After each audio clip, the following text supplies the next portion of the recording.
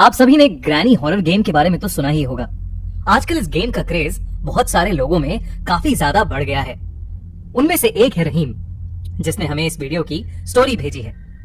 14 साल का रहीम दिन भर ग्रैनी गेम खेलता रहता था और किसी की कोई बात नहीं सुनता था। उसके पेरेंट्स उससे बहुत परेशान हो चुके थे क्योंकि वो अब पढ़ाई में ध्यान नहीं देता था। रहीम की एडिक्शन दिन ब दिन बढ़ती जा रही थी। एक रात जब रहीम ग्रैनी गेम खेल रहा था, तभी अचानक ही उसका फोन बंद हो गया।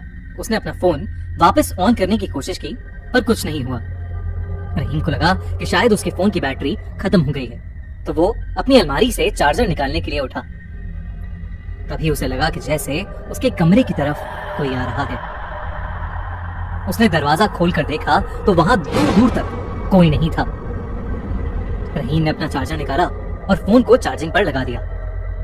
उसने फिर अपना फोन ऑन करने की कोशिश की पर उसका फोन फिर भी ऑन नहीं हुआ।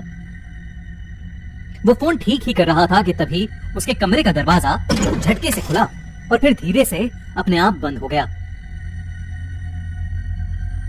रहीम थोड़ा घबराहट में दरवाजे की तरफ देख रहा था कि तभी दरवाजे के पास लगे हुए शीशे में उसे एक साया दिखा।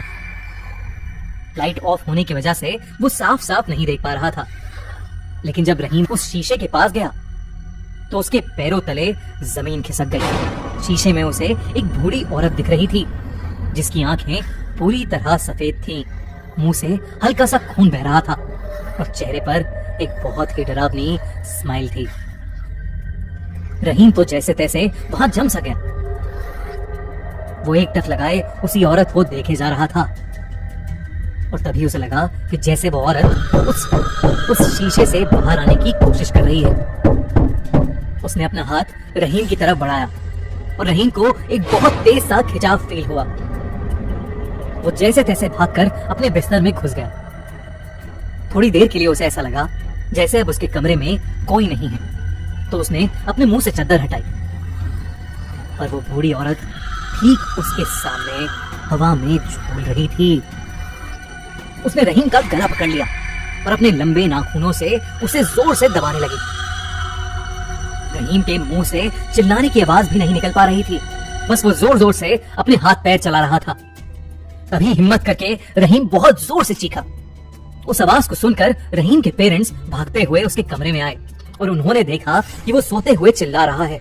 उसकी मॉम ने उसे नींद से जगाया और उसे बताया कि वो सपना देख रहा था, लेकिन उसकी मॉम बात करते हुए रुक गई जब उन्होंने देखा कि रहीम के गले पर असली के नाखूनों के निशान थे। उस दिन के बाद से रहीम ने हॉरर गेम्स खेलना छोड़ दिया। आपको क्या लगता है, क्या रहीम सच में कोई सपना देख रहा था? लेकिन फिर वो निशान जो उसके गले पर थे वो कहां से आए? क्या आपको भी हॉरर गेम्स खेलने के बाद बुरे सपने आते हैं? कमेंट्स में जरूर लिखिए और साथ ही देखिए हमें पहली बार ग्रैनी गेम खेलते हुए हमारे नए गेमिंग चैनल खूनी मंडे लाइव पर। और अगर आपको ये कहानी अच्छी लगी तो हमारा चैनल खूनी मंडे सब्सक्राइब करना बिल्कुल मत भूलिएगा।